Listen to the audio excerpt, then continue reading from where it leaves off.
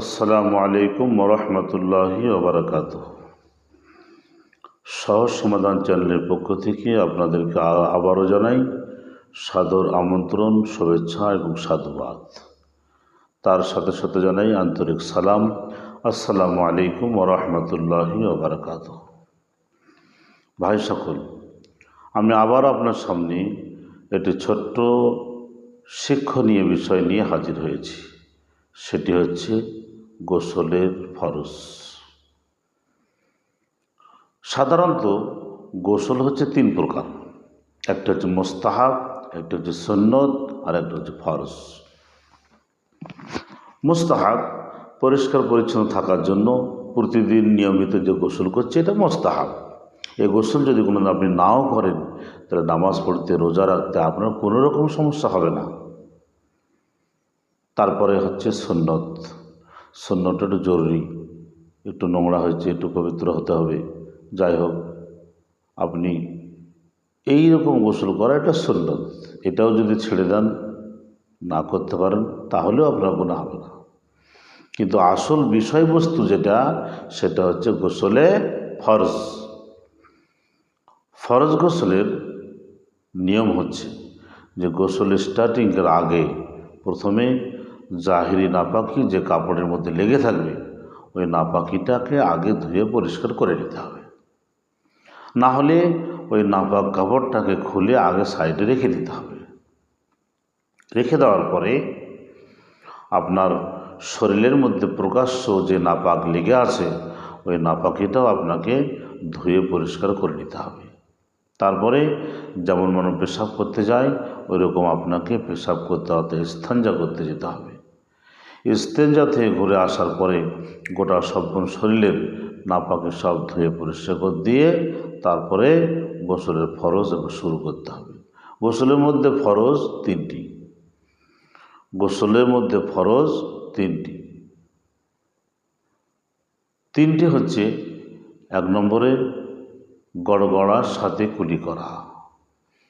মুখটাকে যখন হাঁ করবেন উপর দিকে, আর গলার মধ্যে পানি নিয়ে যখন গড়গড় করে আওয়াজ করবেন, এই হলকুম পর্যন্ত পানি চলে আসবে, এরকম গড়গড়ার সাথে কুলি করা, এটি হচ্ছে এক নম্বর ফরজ।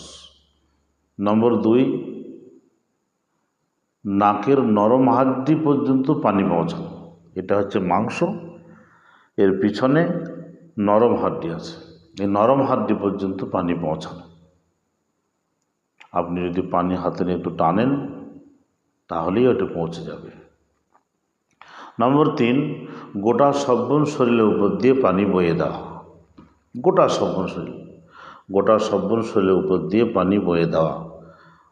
তিনটে ফরজ আদায় হয়ে যাবে। যদি গোসলখানার বা বাথরুমের নিচে পানি জমে থাকে, তাহলে অবশ্যই তৃতীয় নম্বর ফরজটির দিকে লক্ষ্য করে ওই লাস্টের দিকে পা দুটোকে অবশ্যই ধুয়ে নাও।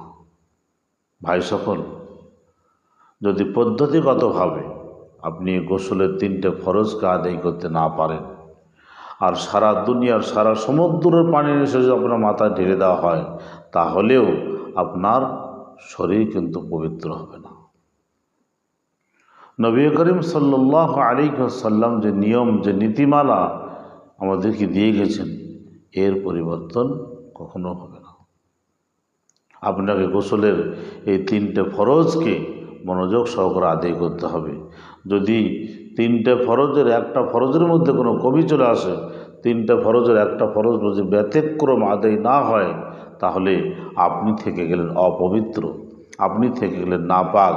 আপনার জন্য মসজিদের মধ্যে যাওয়া, জামাতের সঙ্গে নামাজ পড়া, কোরআনের তেলাওয়াত করা, তসবিহ পড়া, এই সমস্ত জিনিসগুলোর বিষয়ে যেমন ছিল আপনার জন্য নেকি লেখা, কিন্তু নেকির জায়গায় আপনার হবে কি গুনাহ। এই জন্য আল্লাহ রাব্বুল আলামিন আমাদেরকে এই গোসলের তিনটা ফরজকে আদায় করে যেন সুন্দরভাবে গোসল করে পবিত্র হয়ে কোরআনের তালিম, কোরআনের আমল এবং নামাজের আমল, এই সমস্ত আমলের সঙ্গে যেন সারা জিন্দেগি জুড়ে থাকার তৌফিক দান করে। আমিন। ওয়া আখির দাওয়ানা আলহামদুলিল্লাহি রাব্বিল আলামিন। আমার এই ছোট্ট ভিডিওটা যদি আপনাদেরকে ভালো লেগে থাকে তাহলে আমার একটাই নিয়ত, মানুষের সামনে ছড়িয়ে দিন।